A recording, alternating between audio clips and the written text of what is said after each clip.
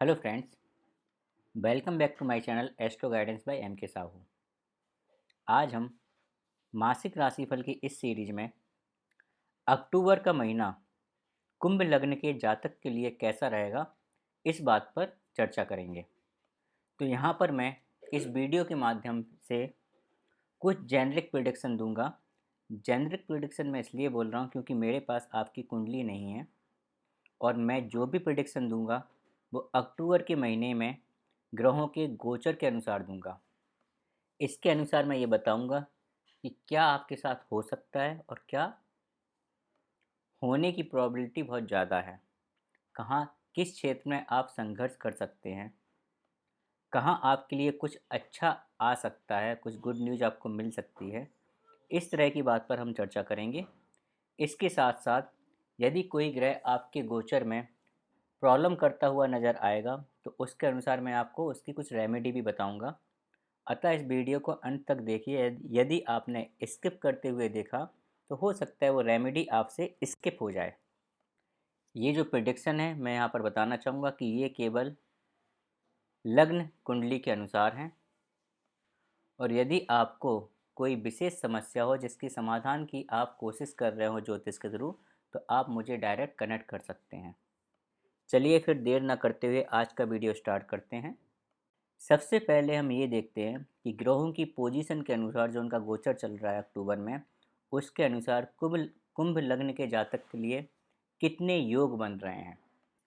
सबसे पहले तो है पंच महापुरुष में से एक जो योग है शश योग, जो कि शनि के कारण आपके केंद्र में बन रहा है, आपके प्रथम भाव में बन रहा है।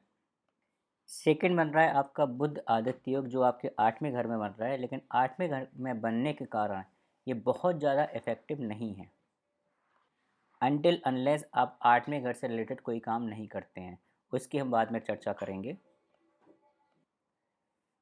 फिर देखेंगे आपकी कुंडली में राजयोग।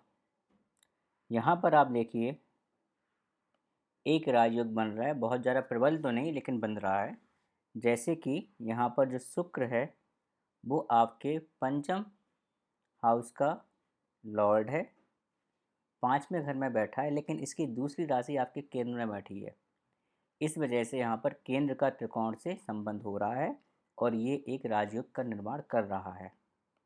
तो यदि आपकी कुंडली में लग्न कुंडली में शुक्र एक्टिवेटेड होंगे, एक्टिवेटेड का मतलब क्या होगा, यदि शुक्र की अंतर्दशा प्रत्यंतर दशा या महादशा चल रही होगी तो शुक्र एक्टिवेट हो जाएंगे और वो अपने साथ साथ इन सारे घरों को भी एक्टिवेट कर देंगे जहाँ पर वो देख रहे हैं और जिस घर में बैठे हैं, जिस घर की लॉर्डशिप लेकर बैठे हैं। तो यदि ऐसा होगा आपकी कुंडली में तो आपको राजयोग के परिणाम देखने को मिल सकते हैं, जिसके तहत आपका नाम होगा, सम्मान होगा, लोग आपको वैल्यू करेंगे, आपके धन में और इनकम में वृद्धि होगी। इस तरह की चीज़ें आपको देखने को मिल सकती हैं। लेकिन इसमें भी बहुत कुछ डिपेंड करता है कि शुक्र की पोजीशन आपकी कुंडली में, जो आपकी लग्न कुंडली है, वहाँ पर कैसी है। यदि शुक्र वहाँ पर बहुत स्ट्रांग पोजीशन पर होंगे तो आपको बहुत अच्छे राजयोग देखने को मिलेंगे। यदि शुक्र की पोजीशन काफ़ी ख़राब होगी आपकी कुंडली में तो ये राजयोग जो होगा बहुत बहुत ही ज़्यादा सूक्ष्म लेवल का मिलेगा कि आपको समझ में ही नहीं आएगा कि ये कोई राजयोग था भी या नहीं। अब हम बात करते हैं मेजर राशि परिवर्तन की, क्योंकि ज्योतिष में अगर हम गोचर के थ्रू या ट्रांजिट के थ्रू कुछ कर रहे हैं तो वहाँ पर राशि परिवर्तन का बहुत ज़्यादा महत्व होता है और वो जातक के जीवन पर कुछ ना कुछ प्रभाव डालते हैं। ठीक है, तो यदि हम यहाँ पर देखें, सूर्य जो है, जो ग्रहों के राजा हैं, वो 17 अक्टूबर को कन्या लग्न से निकलकर तुला लग्न में जा रहे हैं। और तुला लग्न क्या होता है, या तुला लग्न मैं गलत बोल गया, मैं बोलूँगा कन्या राशि से निकलकर तुला राशि में जा रहे हैं। और तुला राशि सूर्य की नीच राशि होती है, तो यहाँ पर आके सूर्य नीच के हो जाएंगे। नीच का होने पर क्या होंगे कि वो कुछ अशुभ प्रभाव दे सकते हैं, लेकिन ये फिर भी डिपेंड करेगा कि आपकी कुंडली में सूर्य एक्टिवेटेड है या नहीं, पहली चीज़। सेकंड थिंग कि वो सूर्य की पोजीशन आपकी कुंडली में कैसी है।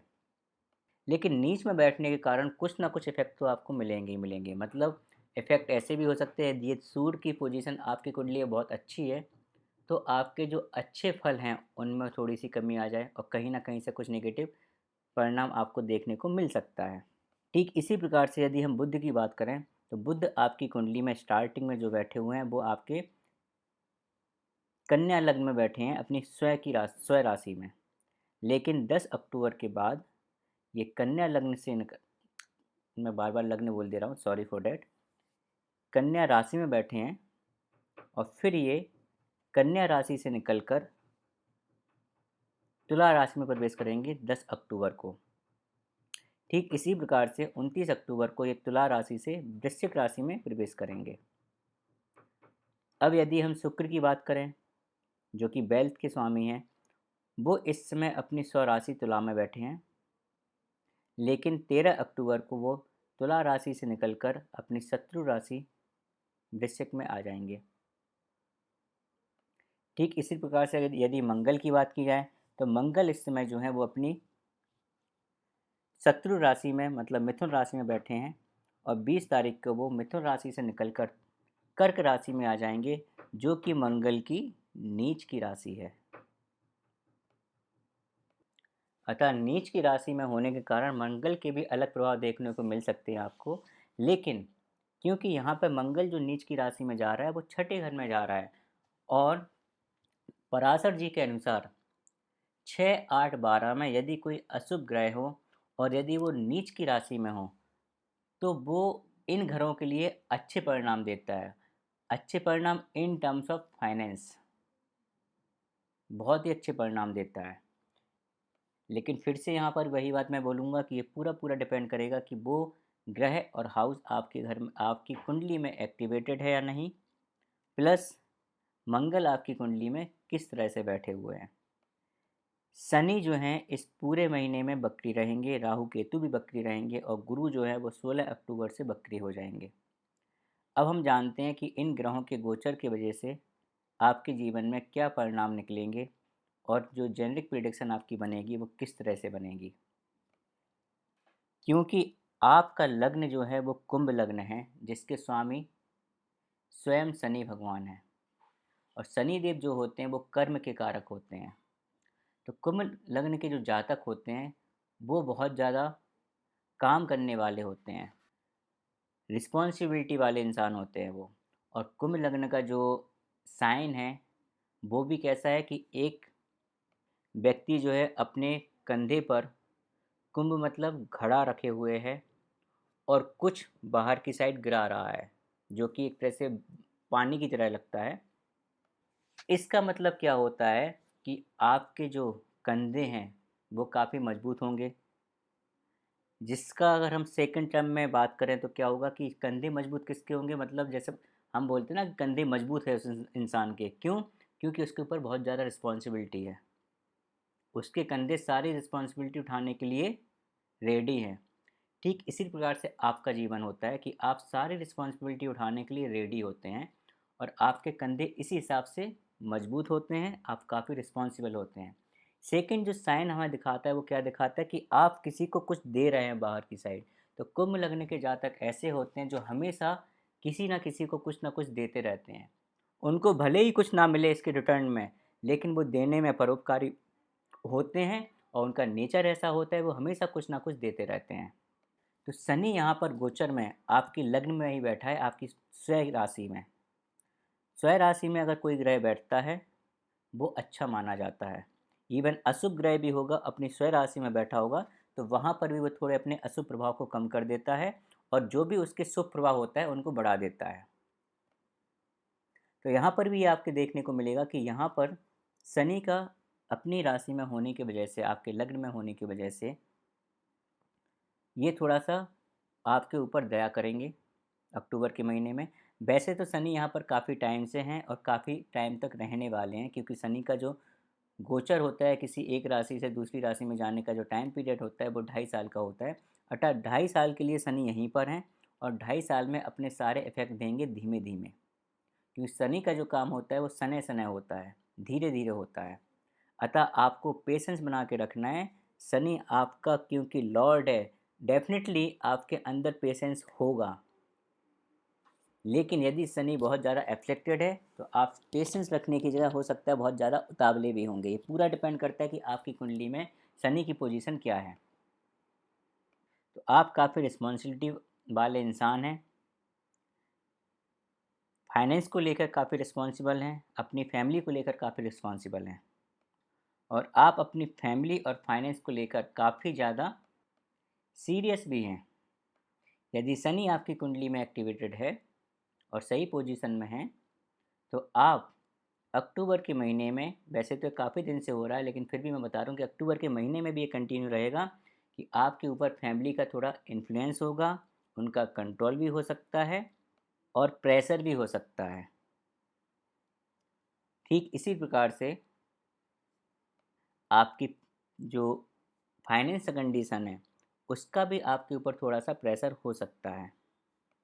यदि शनि यहाँ पर आपकी कुंडली में अच्छे नहीं हैं, इस केस में आपको फूड पॉइजनिंग जैसी कुछ चीज़ें देखने को मिल सकती हैं, अतः बाहर का कम से कम खाएं और स्वास्थ्य पे अपना ध्यान रखें, क्योंकि शनि जो है आपके स्वयं के घर में बैठा हुआ है। बहुत ज़्यादा चांस है कि यदि आपकी कुंडली में नेगेटिव हुए तो आपको ही हानि करेंगे। आपको हानि करने का मतलब आपका स्वास्थ्य गिराएंगे सबसे पहले तो। दूसरा क्या कर सकते हैं, आपको कहीं पर अपमानित भी कर सकते हैं। आपका जो प्रसिद्धि है, जो भी है, ह्यूमिलेशन का आप सामना कर सकते हैं। तो यदि शनि आपकी कुंडली में सही नहीं है पोजीशन में, तो आपको इस चीज़ का थोड़ा सा ध्यान रखना है। अगर सही है तो ये आपकी प्रसिद्धि को बढ़ा देंगे, धीमे धीमे बढ़ेगी लेकिन बढ़ेगी। आपका काम जो है धीमे धीमे बढ़ता जाएगा और आप सारी रिस्पॉन्सिबिलिटी को उठाने के लायक भी हैं। आप उसको आसानी से कर सकते हैं। आप जो भी कुछ हैं वो अपनी खुद की मेहनत से हैं, क्योंकि शनि जो है थर्ड हाउस पे दृष्टि डाल रहे हैं। थर्ड हाउस पे दृष्टि डालने का मतलब है, थर्ड हाउस होता है आपके एफर्ट का, और शनि खुद भी बोलते हैं कि आप एफर्ट करें। तो आप बहुत ज़्यादा एफर्ट करते हैं और उसके अनुसार आपको रिजल्ट भी मिलता है, लेकिन वो रिजल्ट आपको धीरे धीरे मिलता है। अब यदि यहीं पे शनि की पोजीशन आपकी कुंडली में ख़राब है, तो आप जो भी एफर्ट करेंगे उसका आपको हो सकता है रिजल्ट ना मिलने, या हो सकता है नेगेटिव रिजल्ट मिले। साथ ही साथ यदि आप डॉक्यूमेंटेशन या किसी भी इस तरह की चीज़ों में काम करते हैं, तो वहाँ पर भी आपको उन चीज़ों से रिलेटेड प्रॉब्लम हो सकती है, इंटरनेट, कंप्यूटर है, डॉक्यूमेंटेशन एसेट। यदि आप मार्केटिंग फील्ड में हैं, डिजिटल मार्केटिंग में हैं, रिपोर्टिंग में हैं, मीडिया रिलेटेड किसी काम में, क्रिएटिविटी में हैं, तो शनि क्या है, आपको बोल रहा है कि आप यहाँ पर एफर्ट डालें, रिस्पॉन्सिबिलिटी लें। तो आपको ज़्यादा एफर्ट डालने पड़ेंगे। शनि क्योंकि आपके सेवन्थ हाउस पर दृष्टि डाल रहे हैं, अतः आपको अपने वैवाहिक जीवन में थोड़ी सी प्रॉब्लम हो सकती है।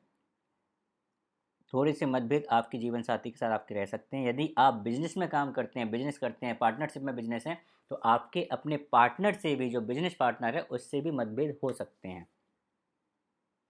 यदि शनि की पोजीशन सही नहीं है आपकी कुंडली में, तो आपको बिजनेस में लॉस भी हो सकता है। यदि आप बिजनेस की जगह जॉब कर रहे हैं, तो जॉब में भी आपके ऊपर बहुत ज़्यादा काम आ सकता है। आप किसी भी काम को से पीछे नहीं हट सकते हैं। यदि आप पीछे हटेंगे आपके लिए प्रॉब्लम होगी। मतलब शनि आपसे ये बोल रहा है कि जो भी आपको काम मिल रहा है, आप उसको एक सेवक की भांति स्टार्ट कर दें, बिना कुछ ज़्यादा जाने या पूछे। यदि आपने काम से मना किया, कुछ भी इस तरह की चीज़ें की, तो आपको प्रॉब्लम हो सकती है। यदि शनि अच्छा होगा आपकी कुंडली में, तो जो भी आप काम कर रहे हैं अपने जॉब में, उन सब के लिए अच्छा रिजल्ट देगा। यदि आपका जो शनि है वो सही नहीं होगा, तो पहली बात तो ऐसा भी रह सकता है कि आपको ऑफ़िस में काम करने में बिल्कुल भी मन ना करे, बहुत ज़्यादा स्ट्रगल आपके साथ आ जाएँ और ऑफ़िस की सिचुएशन ऐसी आ जाए कि आपको बार-बार ये मन करे कि मुझे छोड़ देना चाहिए। तो इस तरह की चीज़ें बन सकती हैं यदि शनि एक्टिवेटेड है। यहाँ पर मैं एक चीज़ और बोलना चाहूँगा कि गुरु जो है आपके फोर्थ हाउस में बैठे हुए हैं और वो भी आपके 10th हाउस को दृष्टि डाल रहे हैं। तो शनि से जो लॉस होगा, जो भी आपको प्रॉब्लम आएगी, गुरु जो है उसको सँभालने की कोशिश करेगा। लेकिन ये तभी होगा जब गुरु भी आपकी कुंडली में एक्टिवेटेड हो, अंतर्दशा, प्रत्यंतरदशा दशा या महादशा के फॉर्म में। तो इस केस में क्या होगा कि जो आपकी जॉब है, जहाँ पर आप इतने परेशान हो रहे हैं, गुरु उसको थोड़ा-सा सँभालने की कोशिश कर सकते हैं। अब बात करते हैं राहु के लिए। आपके परिवार के लोग थोड़ा-सा ज़िद्दीपन भी दिखा सकते हैं इस पीरियड में, वो काफ़ी ज़्यादा जुनूनी हो सकते हैं और आप भी अपने परिवार को लेकर काफ़ी जुनूनी हो सकते हैं। आप अपने फाइनेंस को लेकर, अपनी वेल्थ को लेकर इनसिक्योर भी हो सकते हैं, क्योंकि राहु क्या है, वो इनसिक्योरिटी पैदा करता है, भ्रम पैदा करता है। आप किसी बुरे सेवन का, खान-पान के आदी हो सकते हैं। लेकिन यदि राहु आपकी कुंडली में सही कार्य कर रहा है, तो इस केस में ये आपका अटैचमेंट आपकी फैमिली से और आपके पैसे से, वेल्थ से बहुत ज़्यादा बढ़ा देगा। वो अटैचमेंट इतना ज़्यादा हो सकता है कि कभी कभी आपको हानि भी कर दे। मतलब ये भी पॉसिबिलिटी है कि आपका पैसों से इतना अटैचमेंट हो जाए कि आप कंजूस की तरह कार्य करने लग जाएं। तो ये डिपेंड करता है कि राहु आपकी कुंडली में किस तरह से बिहेव कर रहा है, कैसा बैठा है। जैसा कि मैंने बताया था, अभी गुरु जो है वो आपके 4th हाउस में बैठे हैं, लेकिन अपनी शत्रु राशि में बैठे हैं। शत्रु राशि में बैठने के कारण गुरु का जो प्रभाव है वो अपने जो उनका नेचुरल प्रभाव है उससे थोड़ा सा कम हो जाएगा। और आपके घर में, क्योंकि गुरु जहाँ बैठते हैं उस घर के जो कारतत्व हैं उसका नाश करते हैं, उसको कम करते हैं। अतः आपके घर में थोड़ी सी प्रॉब्लम हो सकती है। माता का ध्यान रखें, माता के संबंध आपके माता के साथ वो भी थोड़े से प्रॉब्लम में आ सकते हैं। सुख सुविधाओं में थोड़ी कमी हो सकती है। हो सकता है सुख सुविधाएं हों लेकिन आप उसको ठीक से यूज ना कर पाएँ। गुरु अपनी 5वीं दृष्टि से आपके 8वें घर को देख रहे हैं। 8वें घर को देखने का मतलब है कि गंगा जल की तरह काम करेंगे 8वें घर के लिए। और यहाँ पर सूर्य के प्रभाव को भी बढ़ा देंगे, क्योंकि सूर्य जो है वो गुरु के मित्र माने जाते हैं। तो ये पॉसिबिलिटी हो सकती है कि 8वां घर क्या होता है, ऑकल्ट का होता है, और गुरु क्या है, ज्ञान है, नॉलेज है, विजडम है। हो सकता है कि आप ऑकल्ट की साइड जाएं, आप ज्योतिष पढ़ें, ज्ञान अर्जित करें या उसको समझने की कोशिश करें। और यदि आप ऑलरेडी कर रहे हैं तो हो सकता है गुरु की वजह से आपको ज़्यादा क्लैरिटी मिले। गुरु की 7वीं दृष्टि के बारे में ऑलरेडी चर्चा कर चुके हैं। अब हम बात करते हैं गुरु का 9th दृष्टि। 9th दृष्टि जो आपकी पड़ रही है वो आपके 12th हाउस में हो रही है। अतः 12th हाउस क्या है, 12th हाउस आपके आध्यात्मिक का है, आपके चैरिटी का है। इसलिए ये पॉसिबिलिटी है कि आप थोड़ा सा आध्यात्मिक हो जाएं, चैरिटी करने लगें, मेडिटेशन करने लगें, या इनसे रिलेटेड थोड़ा सा ज्ञान लेने लगें। ये सारी चीज़ें पॉसिबिलिटी हैं इनकी। यदि आप विदेश जाने के इच्छुक हैं और उस पर कार्य कर रहे हैं तो हो सकता है गुरु के प्रभाव से आपका वो कार्य जो है सक्सेस में बदल जाए और आप विदेश की यात्रा कर पाएँ। यदि आप मैरिज करने के लिए इच्छुक हैं तो गुरु की वजह से आपकी मैरिज भी हो सकती है, यदि गुरु आपकी कुंडली में एक्टिवेटेड है। क्योंकि जो गुरु की यहाँ पे दशा और गोचर हो रहा है वो गोचर इस साइड इंडिकेशन दे रहा है। आपको पैतृक संपत्ति भी मिल सकती है।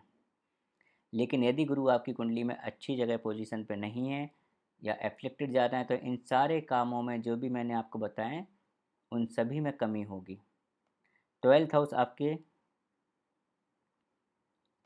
हॉस्पिटलाइजेशन का है, तो स्वास्थ्य का ध्यान रखें। अगर यदि गुरु आपकी कुंडली में एक्टिवेटेड हैं या शनि आपकी कुंडली में एक्टिवेटेड हैं तो आपको इस केस में हॉस्पिटल के चक्कर भी लगाने पड़ सकते हैं। अब वो अच्छे कार्य के लिए या बुरे कार्य के लिए वो डिपेंड करता है।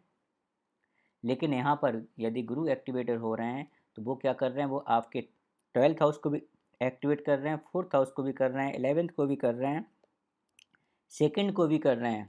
और क्योंकि उनकी 5वीं दृष्टि जो है वो 8th हाउस की भी जा रही है तो उसको भी कर रहे हैं। अतः आपका 12th और 8th हाउस दोनों ही एक्टिवेटेड हैं, जो कि काफ़ी ज़्यादा बुरे घर माने जाते हैं।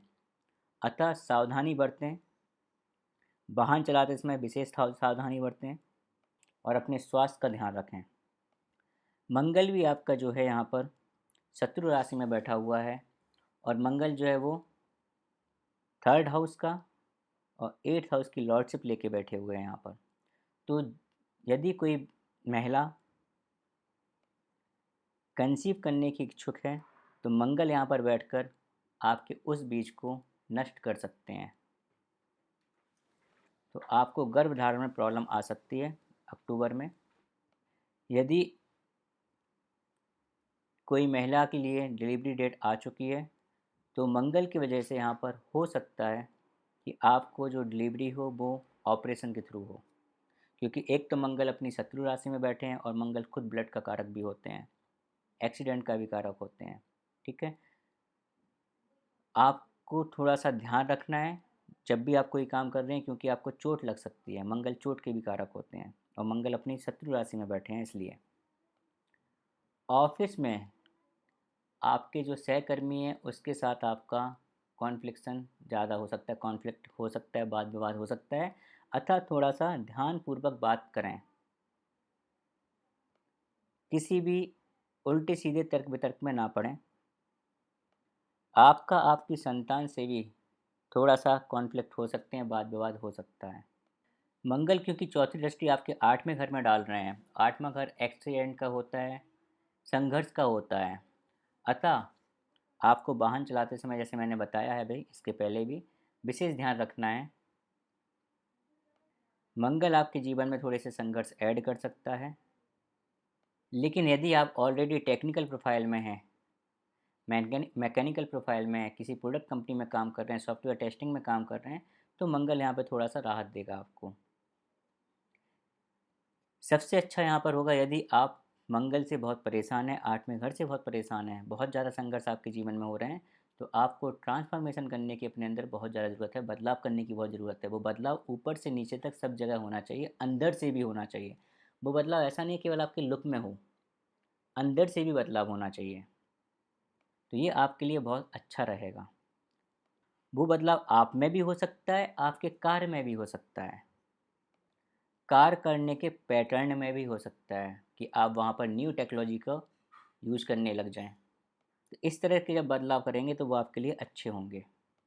मंगल की 7वीं दृष्टि है, वो आपके सोशल सर्कल पर जा रही है, सोसाइटी पर जा रही है, आपके बड़े संगठन पे, बड़े भाई पर जा रही है। इस वजह से इन सब लोगों से भी आपके कॉन्फ्लिक्ट हो सकते हैं। यदि मंगल आपकी कुंडली में अच्छी पोजीशन पर है तो ये आपकी इनकम को भी बढ़ा सकता है, अदरवाइज़ कॉन्फ्लिक्ट दे सकता है। कोशिश करें कोई भी इल्लीगल एक्टिविटी में आप इन्वॉल्व ना हो, क्योंकि मंगल आपकी शत्रु राशि में और 12th हाउस को देख रहा है, जो कि जेल का कारक होता है। अतः कोई भी इल्लीगल एक्टिविटी में अपने आप को इन्वॉल्व मत करें, उनसे दूर ही रहें। तो एक तो मंगल अपनी शत्रु राशि में है, दूसरा शत्रु राशि के घर को ही देख रहा है, क्योंकि जो शनि हैं, शनि मंगल के शत्रु हैं, और ये घर जो है वो शनि ही इस घर के स्वामी हैं।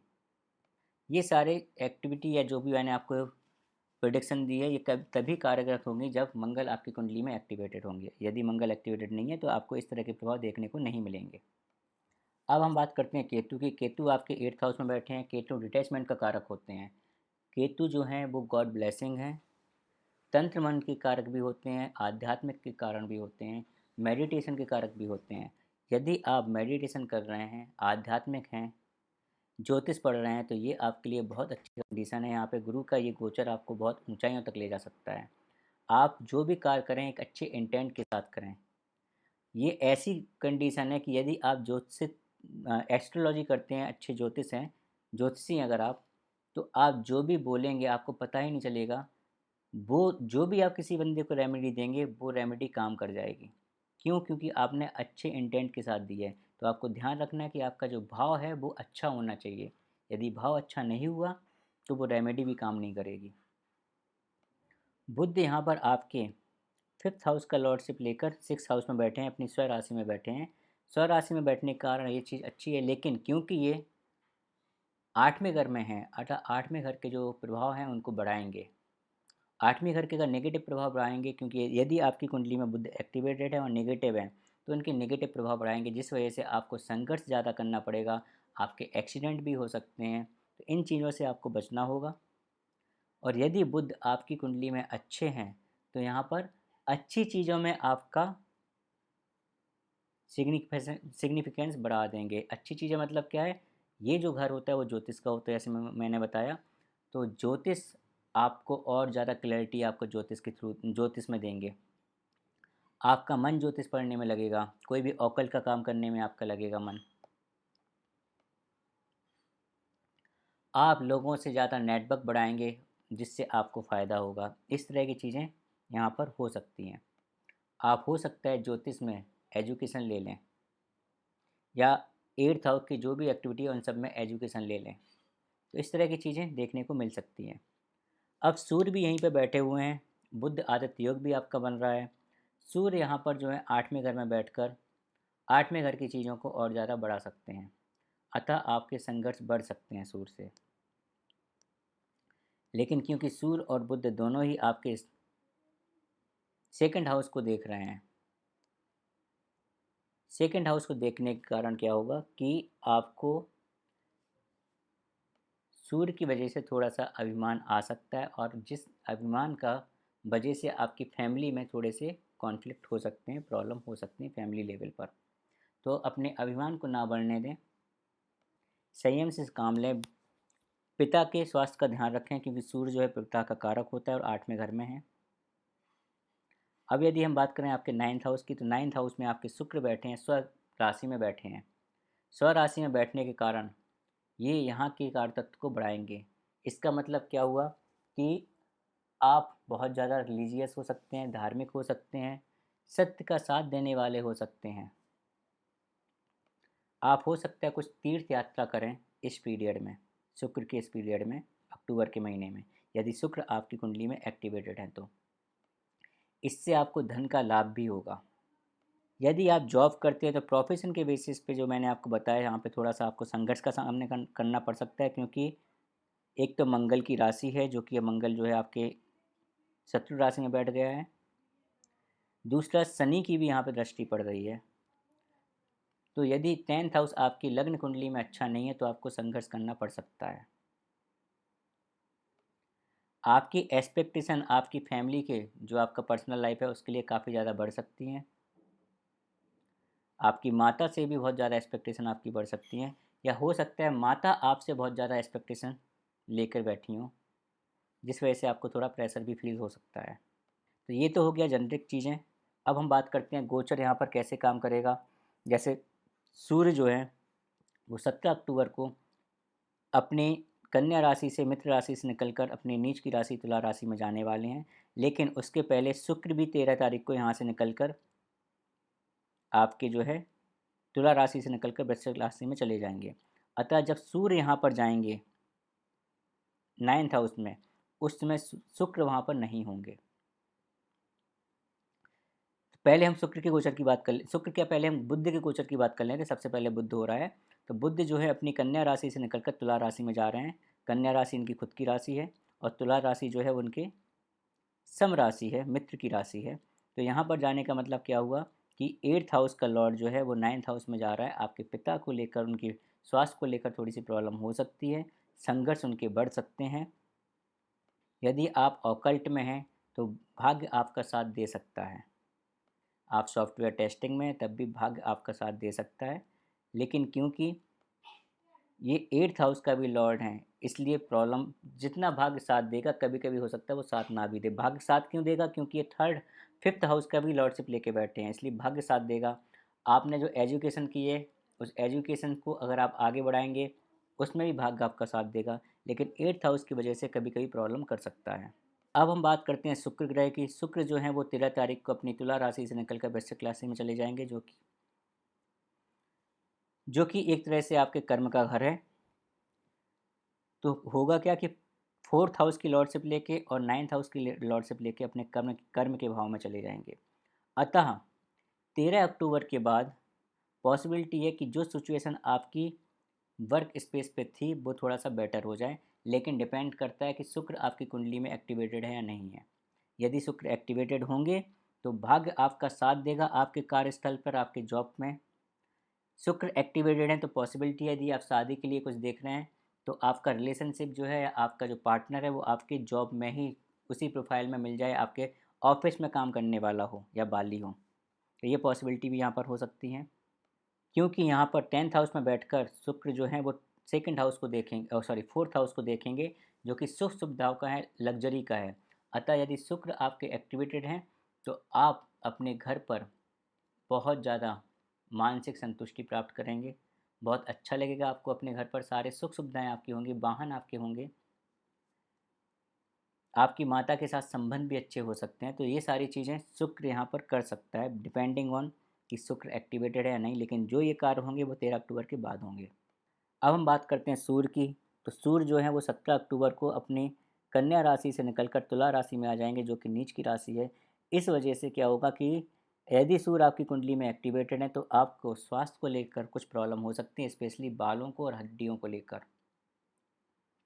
आप आपके बिजनेस में भी, यदि आप बिजनेसमैन हैं तो वहाँ पर लॉस हो सकते हैं।